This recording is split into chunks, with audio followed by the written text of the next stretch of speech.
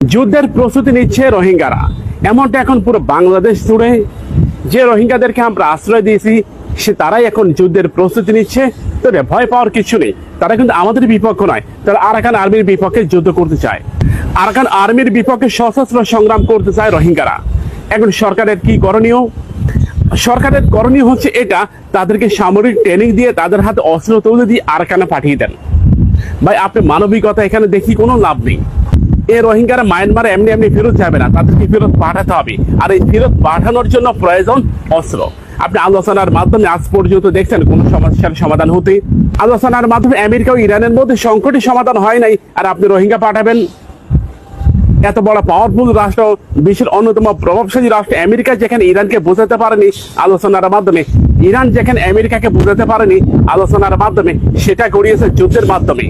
আর আপনি বলতেছেন আলাপ আলোচনার মাধ্যমে। আমার এই ঘাস খাওয়া কর্মকর্তারা এটা মনে করে যে আলোচনার মাধ্যমে সমস্যার সমাধান। আলোচনার মাধ্যমে কিছু হবে না। সংকট সমাধান করতে গেলে অবশ্যই আপনাকে সেই কাজ করতে হবে যেটা প্রয়োজন। রোহিঙ্গাদের হাতে অস্ত্র তুলে দেন, তারাই তাদের আরাকান রাজ্য স্বাধীন করুক। বাংলাদেশ ব্যাকে থাকবে, ব্যাকআপে থাকবে বাংলাদেশ।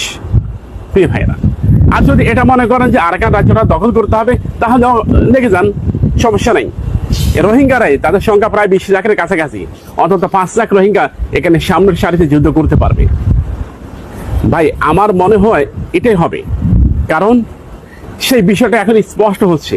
রোহিঙ্গারা সশস্ত্র সংগ্রামের জন্য প্রস্তুতি নিচ্ছে, আর আমাদের এখানে কিছু লেজর ভিত্তিক বড় বড় কর্মকর্তা আছে, তারা আরাকান আর্মির থেকে মালপানি খায়।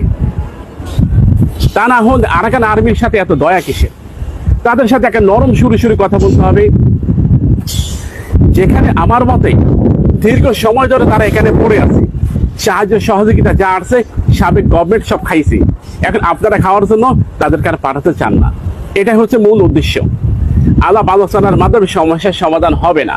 যেহেতু আরাকান রাজ্য এখন মায়ানমার থেকে পুরোপুরি বিচ্ছিন্ন, এটা এখন একাকি পড়ে আছে। প্রয়োজন এখানে একটা অভিযান পরিচালনা করেন, প্রয়োজনে আর পশ্চিমা দুনিয়ার সহযোগিতা পাবেন। আর নতুবা একটাই উপায়, এই রোহিঙ্গাদেরকে অস্ত্র সেখানে পাঠিয়ে দেন। আপনারা কি মনে করেন, আমি কি সঠিক বলেছি?